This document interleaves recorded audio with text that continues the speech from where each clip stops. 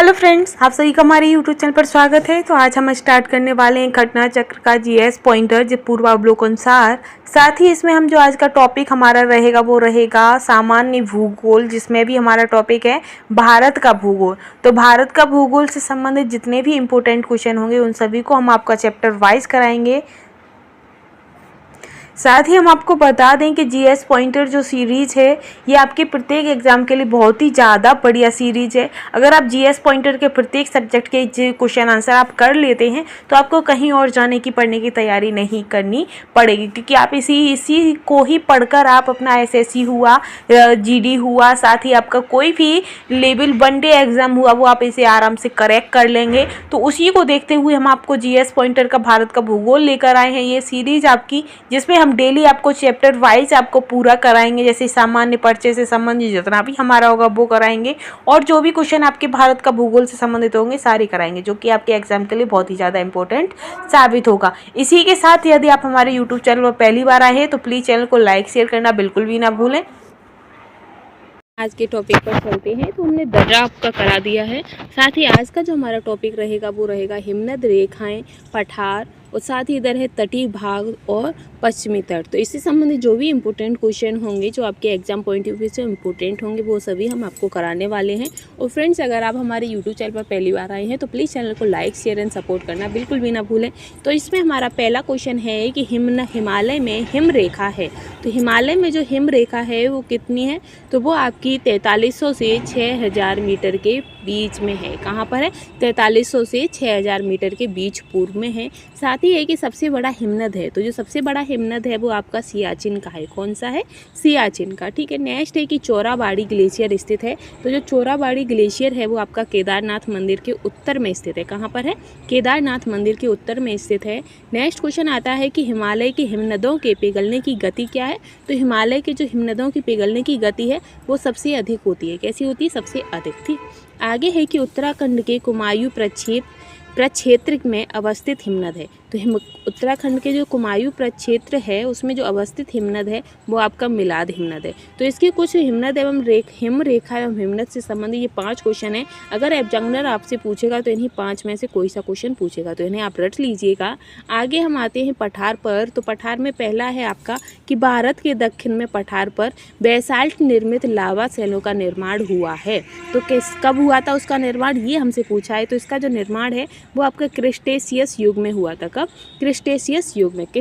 किसका हुआ है? तो बेसाल्ट निर्मित लावा सेलों का। और कहाँ पर? तो भारत के दक्षिण पठार में। ठीक है। आगे है कि मेघालय का पठार भाग है। तो मेघालय का जो पठार है वो प्रायद्वीपीय खंड का भाग है। किसका है? प्रायद्वीपीय खंड का भाग है। आगे हम बढ़ेंगे इसी सीरीज़ में। तो आगे रहेगा, आप देख सकते हैं पूरा मानचित्र भी आपका दिया हुआ है। साथ ही इसमें है कि भारत के अतिरिक्त प्रायद्वीपीय पर्वत निर्मित हुए हैं। तो भारत के अतिरिक्त जो प्रायद्वीपीय पर्वत हैं वो आपके पैलियोजोइक महाकल्प में निर्मित हुए हैं। किस में हुए हैं? पैलियोजोइक महाकल्प में। इसमें कुछ थोड़े से नाम थोड़े डिफिकल्ट है, पर ये जो ज़्यादा गहराई से जो क्वेश्चन पूछे जाते हैं वो आपके हाई लेवल पर क्वेश्चन पूछे जाते हैं। जैसे कि आपका एसएससी का एग्ज़ाम होते हैं, 10+2 के एग्ज़ाम होते हैं। साथ ही आपका जो पीसीएस है, आईएएस है, और नीट के एग्ज़ाम है, जीआरएफ के एग्ज़ाम है, इनमें गहराई से क्वेश्चंस पूछे जाते हैं। और बाकी के जो आपके नॉर्मल एग्ज़ाम होते हैं, जैसे कि पुलिस का एग्ज़ाम हुआ, कांस्टेबल का हुआ, टीचर संबंधी एग्ज़ाम हुआ या रेलवे का हुआ, इनमें आपके नॉर्मली क्वेश्चन पूछे जाते हैं। ठीक है। आगे है आपका कि छोटा नागपुर पठार का सर्वाधिक घना बसा जिला धनबाद है। तो सर्वाधिक घना बसा जिला कौन सा है? धनबाद है। और वो किसके कारण? तो खनन उद्योग का विकास और औद्योगिकरण के कारण। ठीक है। खनन उद्योग और विकास तथा औद्योगिकी के कारण जो सबसे ज़्यादा घना बसा जिला है वो आपका धनबाद है। आगे है कि छोटा नागपुर पठार है। तो छोटा नागपुर जो पठार है वो आपका एक अग्रगंभीर पठार है। कैसा है? अग्रगंभीर। अभी आपका मानचित्र दे रखा है, नीचे दिए गए मानचित्र पर विचार कीजिए, लेकिन इसमें स्पष्ट नहीं है, आपका कुछ भी सही से नहीं दिख रहा है। ठीक है। तो इसमें हम चलो इसका क्वेश्चन जो आपसे पूछा गया होगा वो हम आपको बता देते हैं कि मानचित्र में ए, बी, सी तथा डी द्वारा अंकित स्थान क्रमशः हैं। तो रिफ्ट घाटी क्षेत्र, छत्तीसगढ़ मैदान, छोटा नागपुर पठार और बरसा छाया क्षेत्र। ठीक है, आगे रहेगा आपका कि मालवा का पठार, छोटा नागपुर का पठार, साथ ही आपका दक्षिण का पठार, प्रायद्वीप का पठार में से अरावली एवं विंध्य जो श्रृंखलाएं हैं उनके मध्य में कौन सा पठार आता है। ये जो आपके 4 पठार दे रखे हैं, लेकिन क्वेश्चन क्या पूछ रहा है, क्वेश्चन पूछ रहा है, ये अब क्वेश्चन घुमा दिया ना एग्जामिनर ने पूरा, वो पूछ रहा है कि अरावली एवं विंध्य श्रृंखलाओं के मध्य में कौन सा पठार आता है, तो आपका आंसर हो जाएगा मालवा का पठार। अगर एग्जामिनर चाहता तो वो सीधा सीधा भी पूछ सकता था कि अरावली एवं विंध्य श्रृंखलाओं के मध्य कौन सा पठार आता है, तो आपका आंसर क्या हो जाता है, मालवा का पठार। पर उसने ऐसा नहीं किया, उसने पूरा ही एग्जाम ने क्वेश्चन पूरा घुमा दिया है। ठीक है, तो यही अंतर हो जाता है नॉर्मल और हाई लेवल के एग्जामों में। ठीक है, नॉर्मल में आपसे पूछता है सिर्फ इतना ही कि अरावली एवं मध्य जो श्रृंखलाएं हैं उनके बीच कौन सा पठार है, तो आपका हो जाता है मालाबार पठार। अब ये हाई लेवल का क्वेश्चन कैसे हो गया, जब उसने इतना बड़ा क्वेश्चन आपको घुमा दिया है। ठीक है, आगे है कि दंडकारण्य क्षेत्र अवस्थित है, तो जो दंडकारण्य क्षेत्र है वो आपका छत्तीसगढ़ एवं उड़ीसा के मध्य स्थित है। कहाँ पर है, छत्तीसगढ़ एवं उड़ीसा के मध्य। ठीक है, आगे आता है आपका नेक्स्ट कि दंडकारण्य भारत में स्थित है, तो कहाँ पर, तो मध्यवर्ती क्षेत्र में स्थित है। अब हम चलेंगे तटीय भाग पर, तो भारत की जो तटीय रेखा है उनसे संबंधित क्वेश्चन रहेंगे इसमें। तो इसमें पहला है कि भारत का औसत समुद्र तल नापा जाता है, तो जो भारत का जो औसत समुद्र तल है यानी कि समुद्र तल से ऊंचाई कितनी है, ये जो माप ली जाती है ये आपकी चेन्नई के तट से ली जाती है। कहाँ से, चेन्नई के तट से। ठीक है, आई होप आप लोगों को क्वेश्चंस पसंद आ रहे होंगे। फ्रेंड्स, अगर आपको क्वेश्चंस अच्छे लग रहे हैं, कंटेंट पसंद आ रहा है, तो प्लीज़ चैनल को सपोर्ट जरूर करिए। चलिए, ठीक है, आगे है कि भारत के प्रादेशिक जल क्षेत्र का विस्तार है, तो भारत का जो प्रादेशिक जल क्षेत्र है उसका जो विस्तार है वो आपके तट से 12 समुद्री मील तक है। कितना है, तट से लेकर 12 समुद्री मील तक है। ठीक है, विस्तार जो होता है। आगे है कि भारत की तट रेखा की कुल लंबाई कितनी है, तो आपका आंसर हो जाएगा कि भारत की जो कुल रेखा है तट रेखा की वो 7500 किलोमीटर यानी कि 7500 किलोमीटर है। आगे है कि भारत में सबसे अधिक लंबा समुद्री तट है। भारत का जो सबसे अधिक लंबा समुद्री तट है वो आपका गुजरात का है। कौन सा है, गुजरात का है। ठीक, अब से क्वेश्चन ऐसे पूछा भी होगा कि जो सबसे समुद्री लंबी जो रेखा है वो या तट रेखा है वो कौन सी है, तो गुजरात की है। आगे है कि भारत में तट रेखा से लगे राज्य कितने हैं, तो आपका आंसर हो जाएगा 9 है। 9 कैसे हैं वो भी हम थोड़ा आपको एक्सप्लेन करके देखते हैं। जैसे कि जो हमारा भारत का मैप है वो कुछ इस तरीके से आता है।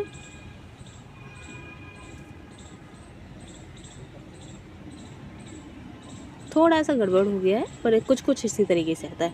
अब ये आपका समुद्र है। ठीक, इस समुद्र के किनारे जो आपके राज्य हैं वो सभी आपके तट रेखा से लगे हुए राज्य हैं और टोटल कितने हैं, तो 9 हैं। जैसे कि गुजरात हुआ, गोवा हुआ, मुंबई हुआ, केरल हुआ, ये सब जो हैं आपके ये किसके अंतर्गत आते हैं, तट रेखा से। और कितने हैं, तो 9 हैं। ठीक है, आगे है कि प्राचीन भारतीय ऐतिहासिक भूगोल में रत्नाकर नामक सूचक क्या था, तो जो रत्नाकर है वो आपका हिंद महासागर को कहते थे। किसे कहते थे, हिंद महासागर को। अब आपका आता है बी टॉपिक है कि पश्चिमी तट, भारत का जो पश्चिमी तट है उससे संबंधित क्वेश्चन है।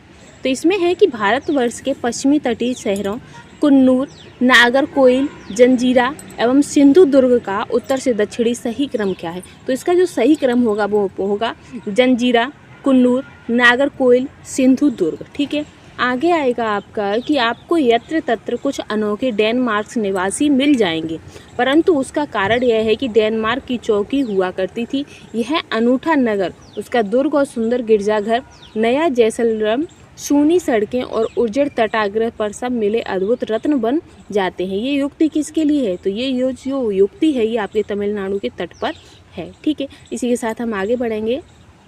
ये तो आपका मानचित्र दिया गया है लेकिन इस पर हम नहीं समझ पा रहे हैं ये कैसा है, लेकिन इसका जो आंसर है कि भारत के तटीय क्षेत्र पर के ये भाग घोषित करते हैं। तो ये किस तरीके का भाग है, तो ये आपका अंतर्जलीय उच्चावच रेखा है। कैसी है, अंतर्जलीय उच्चावच रेखा। ठीक, इसी के साथ आगे हम बढ़ेंगे। आगे है कि जंजीरा, उडुपी, ओरोविले तथा तूतीकोरिन शहरों में से भारत के पश्चिमी तट पर अवस्थित है। तो भारत के पश्चिमी तट पर कौन कौन से हैं, तो वो आपके जंजीरा और उडुपी है। ठीक है, अब ये आपकी सुमेलित करने के लिए सूची दी गई है, इसमें आपके मिनिमम 4 क्वेश्चन क्लियर हो जाएंगे। ये आपका सागर कुलीन है, साथ ही ये राज्य है। तो जो दीघा है, दीघा आपका पश्चिम बंगाल में है, गोपालपुर आपका उड़ीसा में है, कालांगुट आपका गोवा में है, मरीना आपका तमिलनाडु में है। ठीक है, इन्हें आप याद कर लीजिएगा और ये जो क्वेश्चंस होते हैं आप इन्हें स्क्रीनशॉट या फिर अपनी पेंसिल लेकर आप इसे राइट भी कर सकते हैं, क्या राइट भी कर सकते हैं, या फिर इस वीडियो को आप शेयर वो क्या कहते हैं डाउनलोड करके इसे बस कानों में लगा के सुनते रहिएगा, आपका एग्ज़ाम बेहतर हो जाएगा। ठीक है, आगे है आपका कि तमिलनाडु व आंध्र प्रदेश के तट का नाम है। तो तमिलनाडु व आंध्र प्रदेश का जो तट है उसका जो नाम है वो आपका कोरोमंडल है। क्या है? कोरोमंडल। ठीक है, नेक्स्ट आता है कि भारत के तटों में कृष्णा डेल्टा और कैप कामोरिन, कौन सा? कृष्णा डेल्टा एवं कैप कामोरिन के मध्य स्थित है। तो इसके मध्य क्या स्थित है? तो इसके मध्य आपका कोरोमंडल तट स्थित है। क्या है? कोरोमंडल तट। और ये कहाँ है? तो ये आपका तमिलनाडु व आंध्र प्रदेश के तट का नाम है कोरोमंडल। फिर आता है कैप कैमोरिन। तो जो कैप कामोरिन है इसका किस नाम से जाना जाता है? तो कन्याकुमारी को ही कैप कामोरिन कहते हैं। अब आपका है आपका द्वीप समूह। ठीक है, द्वीप समूह में पहला आएगा आपका बंगाल की खाड़ी के द्वीप समूह। तो बंगाल की खाड़ी के द्वीप समूह में से कौन सी इंपॉर्टेंट क्वेश्चन है वो भी हम देख लेते हैं। तो पहला इसमें आता है कि अंडमान और निकोबार द्वीप समूह का जो सर्वोच्च शिखर है वो पाल्याण शिखर, जिसे हम सैंडल पीक भी कहते हैं, वो कहाँ पर है? तो सैंडल पीक आप सभी को पता है कि ये आपकी जो अंडमान निकोबार है उसका सबसे सर्वोच्च शिखर है। सैंडल पीक जिसे पाल्याण शिखर भी कहते हैं, ये आपका उत्तरी अंडमान में है। कहाँ पर है? उत्तरी अंडमान में। ठीक है, आगे है कि अंडमान व निकोबार द्वीप समूह स्थित है।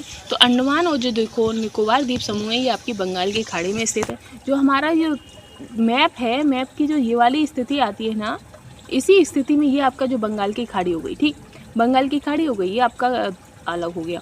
फिर इसी में जो नीचे जाओगे आप तो इसका आपको छोटे छोटे ऐसी श्रृंखलाएं मिलेंगी। यही आपका क्या है? अंडमान एवं निकोबार द्वीप समूह। ठीक है, आगे है आपका कि अंडमान निकोबार द्वीप समूह में द्वीपों की संख्या कितनी है। तो यहाँ पर जो छोटे आपको द्वीप दिखाई देते हैं तो टोटल आपके 220 द्वीप समूह है। आगे है कि 10 डिग्री चैनल पृथक करता है। जो 10 डिग्री चैनल है वो किसे पृथक करता है? तो ये आपका अंडमान को निकोबार द्वीप से अलग करता है। अंडमान को निकोबार द्वीप से 10 डिग्री चैनल जो है वो अलग करता है। आगे है कि 10 अंश जलमार्ग द्वारा आपस में पृथक किया जाता है। तो क्या? तो ये आपका हो गया अंडमान एवं निकोबार। ये दोनों क्वेश्चन एक ही है, बस जो लैंग्वेज है वो बस चेंज कर रखी है कि 10 डिग्री चैनल तो अंडमान और निकोबार द्वीप समूह, साथ ही ये 10 अंश जलमार्ग तो ये किसे अलग करता है? तो अंडमान को। ठीक है, फिर आता है कि बैरन द्वीप अवस्थित है। तो जो बैरन द्वीप है वो भी आपका बंगाल की खाड़ी में ही स्थित है। ठीक है, इसी के साथ आगे हम बढ़ते हैं कि भारत के पश्चिमी तटीय मैदान के उत्तरी भाग को जिस अन्य नाम से भी जाना जाता है वह कौन सा है? तो वो आपका कोंकण है। ठीक, आगे है कि भारत का वह द्वीप जिसका उद्गम ज्वालामुखी से हुआ है, तो वो आपका बैरन द्वीप है जिसका जो उद्गम है वो आपका ज्वालामुखी से हुआ है। श्री हरिकोटा द्वीप, तो ये आपका पुलिकट झील के समीप है। ये क्वेश्चन इंपॉर्टेंट हो जाते हैं। हरिकोटा द्वीप ये आपका पुलिकट झील पर है। राम सेतु आपका धनुषकोडी पर है। राम सेतु कौन सा है? धनुषकोडी पर। इस पर आपकी एक मूवी भी बनी है। ठीक है, आगे है आपका,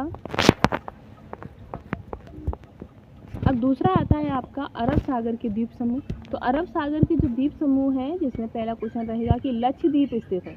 इधर तो आपकी बंगाल की खाड़ी हो गई, इस साइड आपका अरब सागर हो गया। तो जो लक्षद्वीप है वो आपका अरब सागर में स्थित है। कहाँ पर है? अरब सागर में स्थित है। ठीक है, नेक्स्ट रहेगा इसी में कि भारत का जो प्रवाल द्वीप है वो कहाँ है, जिसे हम प्रवाल भित्ति कहते हैं। तो जो प्रवाल द्वीप है वो आपका लक्षद्वीप में है। ठीक है, आई होप आप लोगों को क्वेश्चन पसंद आ रहे होंगे। फ्रेंड्स अगर पसंद आ रहे हैं तो प्लीज़ चैनल को लाइक शेयर भी करते चलिएगा। ठीक है, फिर है कि लक्षद्वीप टापू अवस्थित है। तो जो लक्षद्वीप टापू है वो आपका दक्षिण पश्चिम भारत में स्थित है। कहाँ पर है? दक्षिण पश्चिम भारत में। इसके बाद है कि द्वीपों का समूह लक्षद्वीप है। तो जो द्वीपों का समूह लक्षद्वीप है ये आपका प्रवाल उत्पत्ति का है। कैसा है? प्रवाल उत्पत्ति का है। ठीक है, आगे है कि भटकल, अरनाला, मिनिकॉय एवं हेनरी द्वीपों में से भारतीय तटरेखा के सुदूरवर्ती द्वीप की श्रेणी में आता है। तो कौन सा आता है? तो वो आपका मिनिकॉय द्वीप आता है। आगे है कि भारत और श्रीलंका के मध्य स्थित द्वीप कौन सा है? तो रामेश्वर द्वीप है। इसे याद रखिएगा क्योंकि ये काफ़ी इंपॉर्टेंट हो जाता है। नेक्स्ट है कि एक द्वीप पर निर्मित भारत का बड़ा नगर कौन सा है? तो ये आपका मुंबई है। ठीक, नेक्स्ट है कि भारत का सर्वाधिक आबादी वाला द्वीप कौन सा है? तो साल सेतु जो है, साल सेतु ये आपका सर्वाधिक आबादी वाला है। ठीक है, इसी के साथ आगे ही सुमेलित करना है, इसमें भी आपके काफ़ी क्वेश्चन हो जाएंगे। ये आपका बेयंत यशोधर जो द्वीप है ये आपका कच्छ की खाड़ी में आता है।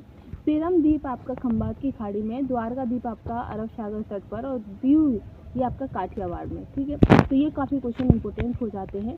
साथ ही नेक्स्ट है कि कोरी क्रीत यानी कि निवेशिका जो स्थित है वो आपके कच्छ के रण में स्थित है। सरक्रीक विवाद जो है वो भारत और पाकिस्तान के मध्य है। और आज की सीरीज़ हम यहीं समाप्त करेंगे। कल जो हमारी नेक्स्ट वीडियो की नेक्स्ट सीरीज रहेगी वो रहेगी आपकी भारत के केंद्र शासित प्रदेश। तो केंद्र शासित प्रदेश जितने भी होंगे उनसे संबंधित जो भी इंपॉर्टेंट क्वेश्चन आपसे एग्जाम में पूछता है वो सभी हम कल कवर करेंगे। ठीक है, तो आज के लिए बस इतना ही और ऐसे ही कंटेंट के लिए चैनल के साथ बने रहिएगा। Thanks for watching.